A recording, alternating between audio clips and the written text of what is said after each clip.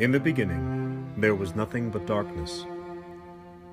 Existence as we know it began the instant that Deus tore through the ethereal fabric, separating Calum from the great void. This Big Bang set into motion the genesis of time and space, stars, planets, and moons, the very cosmos itself. As the universe was being made, Deus was serenaded by all the choirs of celestials in Calum. Even with those angelic voices praising the effort, however, Deus beheld what had been forged and felt unsatisfied. It was surmised that this new universe was too great a gift to be hoarded by Deus and the Celestials. It was only then that the Viri were conceived in the image of the Creator. This universe would be their birthright. Calum would be their reward. One planet was hand-picked for the Viri, called Nibiru. With direct guidance from Calum through the Celestials, the Viri quickly thrived. They matured from simple hunter-gatherers to masters of agriculture, architecture, and exploration. Though the Celestials communicated with them telepathically, the Viri developed a language for speech and writing called Latium. They learned of mathematics and astronomy, and after thousands of years would outgrow the boundaries of the planet they had been given. As generations went by, these Viri became very aware of their own limitations. Not long after they had explored their own genome fully, they realized that the more they evolved, the more Deus-like they became. Not content to let evolution and time run its course, they made the drastic choice to self-evolve. Through advanced genetic engineering, and against the protestation of all the voices of Calum, they took a quantum leap forward in their development as a species. The Viri scientists created a new generation of their own species, representing an immeasurable advance in biology. The change was drastic. They grew far more intelligent, unlocked telepathic abilities, and became almost completely indifferent to any life forms other than their own. Their physical appearance changed remarkably as well. Their eyes tripled in size, and their heads became twice as large. They no longer resembled the Creator. This action angered Deus, and the promise of Calum was forever lost to them. With paradise denied, the Viri set their sights on the rest of the universe, with the idea of colonizing it entirely. Due to their self-evolution, their minds were greatly advanced, but their bodies were woefully diminished. They found themselves physically unable to do what was necessary to colonize the planets that were most like Nibiru. Leaning again on their mastery of genetics, they would engineer an amalgamation species combining Viri DNA with that of the local dominant species. This was the inception of the Neo-Viri. This new breed, under the mental control of their creators, would then exterminate the current inhabitants of the targeted planet, build the requisite structures, and terraform when needed.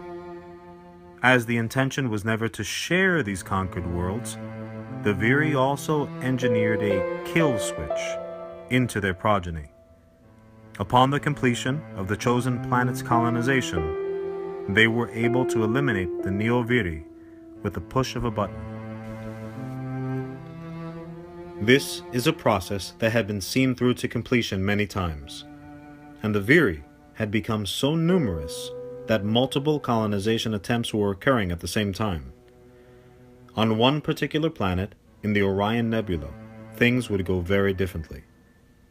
The planet was called Arcadia, and its inhabitants were as unique as its climate and orbit. It is now hypothesized that early in the planet's development, it was struck by a huge foreign body.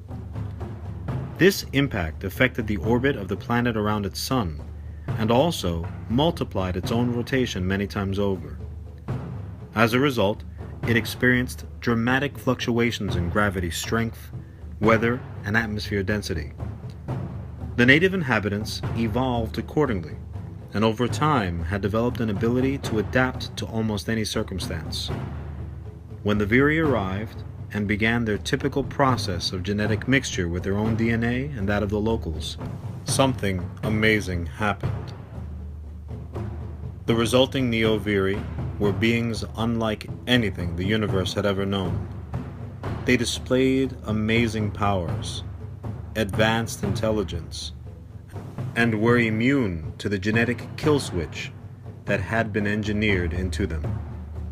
They also exhibited an unusually defiant spirit, and after a short time under the oppressive rule of the Viri, were able to rise up in revolution and defeat their creators. As the Viri retreated to their other colonies, the Arcadians embraced their freedom and thrived. With the combination of their amplified physical and mental gifts, they were able to develop a utopian planet-wide society. Using technology left behind by the Viri, along with an inherent knowledge of Arcadia, theirs became the most envied planet in the cosmos. After a period of serenity, their staunch sense of empathy took over, and they began to war with the Viri over other colonies in process. One by one, the Arcadians freed planet after planet after planet. The liberty they brought these freed Neo-Viri was accompanied by tutelage on how best to use it. Once a planet was emancipated and the Arcadians moved on to the next battlefront, they would always leave behind one of their own to assist the fledgling society. This individual was known as the Monstrator, and his or her responsibility was to teach the Arcadian ways of agriculture, architecture, and self-sufficiency. The Monstrator was also there to guard against the potential return of the Viri threat. They would serve a term equivalent of 2,500 Earth years, and would then be relieved by another Arcadian who would take up the mantle. One such Viri colony was the planet that we now call Earth. Aside from the Magosphere that surrounded it, Earth was just one more Nibiru-like planet. Upon the Viri arrival, they combined their own DNA with that of the species known as Neanderthals. The resulting Neo-Viri were improbably similar in appearance to the original Viri. They exhibited all the same variations in skin color, eye color, height, weight, and facial features. Regardless, they were just as ruthlessly utilized by the invaders in the colonization of the planet. The inevitable war between the Arcadians and the Viri here on Earth took place mostly over the oceans and in the stratosphere.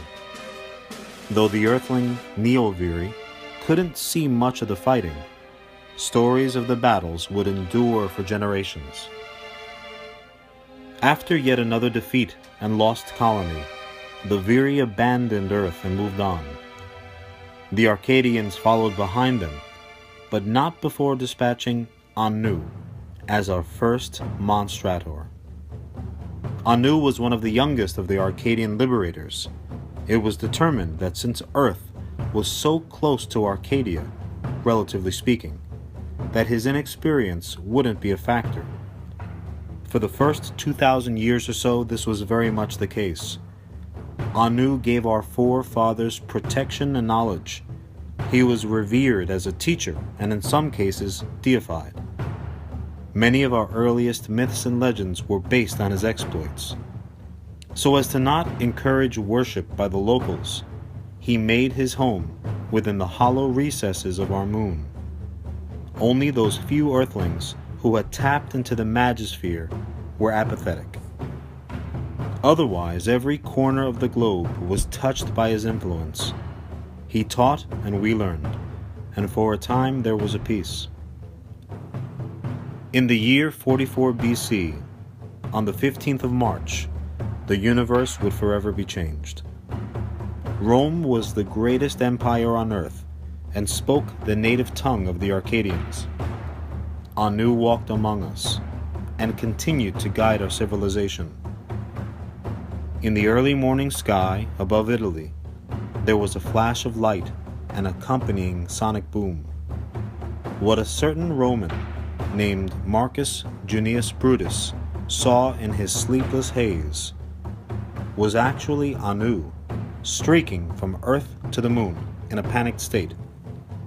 Once he got to the dark side, he had an unobstructed view of a huge explosion in space. What he was seeing was the destruction of his home world of Arcadia.